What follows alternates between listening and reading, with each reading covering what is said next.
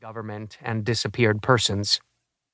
Their inquiries had been the most difficult to navigate, as Claire had seen one of the envelopes. She knew more than the broad contours with which most Americans were familiar.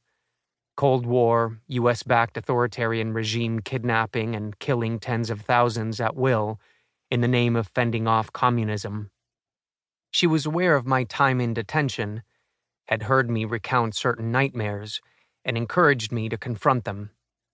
Yet my honesty with her remained selective, and the full, fleshed-out story still wasn't one I was eager to examine, much less hand over.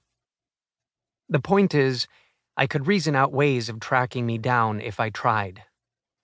But mostly they involved big investigative bodies, and the kind of resources someone like Pichuca would never have had at her disposal. So the question of how she managed it proved to be its own draw.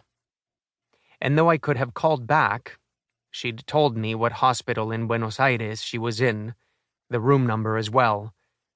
I didn't. Instead, I simply told Claire my plans and booked my flight and hotel. But I must have had at least a hunch that the borders I'd cross on this journey weren't the standard ones, since, on a semi-conscious whim I told myself was purely nostalgic, I wound up packing, stuffed into the bottom of my suitcase as if I were hiding it, the fake passport the colonel had given me when I fled from Argentina, now almost exactly a decade before. Chapter 2. I'd never flown into Buenos Aires, and I'd only flown out of it the once, making the experience of returning strange from the start.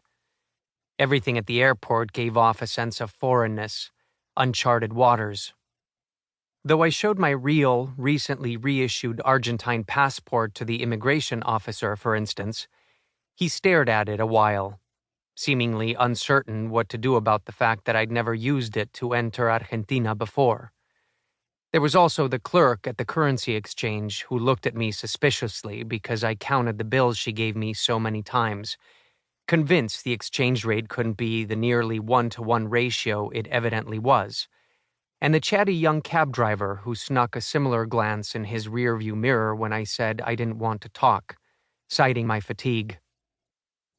That wasn't the real reason, obviously. Neither was my unexpected difficulty with the swirly up-and-down quality of his accent. It was the sights as we got closer, the city in bright 9 a.m. light. That time of day had bad associations for me here, filled me with a Pavlovian kind of dread. The loudness of passing Vespas and motorbikes, so much more frequent here than in New York. The radios broadcasting from car windows. Even the sweaters tied fashionably over men's shoulders. Mine was crumpled into my backpack with the sleeves sticking out, and it felt like yet another way to mark me as an outsider. I'd nourished hopes of taking a long walk as I used to, or of sitting under one of those Coca-Cola umbrellas outside a cafe to have a coffee and reflect, give the journey a full circle kind of feel. But instead, I spent my first couple hours back in Buenos Aires in my stuffy hotel room, working on a translation with the shades drawn and the lamp on, much as I might at home. And because everything seemed so weird and out of place to me already, I didn't dwell much on the brochure on the nightstand advertising tours of the Recoleta Cemetery, the last place I'd seen the colonel before escaping Argentina. Nor, when I threw it in the otherwise empty trash, the small half-drained bottle of Johnny Walker, his preferred liquor for special occasions. I merely thought, on confirming what looked to be a vacant spot in the minibar, I hope they don't charge me for this. Hospital Alemán was just a 20-minute walk from my hotel, but I took a cab nonetheless. I was still uneasy. For all the death I'd witnessed, I'd barely seen any in hospitals, and I lost my way twice looking for Pichuca's room. It was a private one, probably paid for by Pichuca's sister, Cecilia, and her wealthy husband. They were coldly conservative. the type that had referred to those in the movements fighting the regime.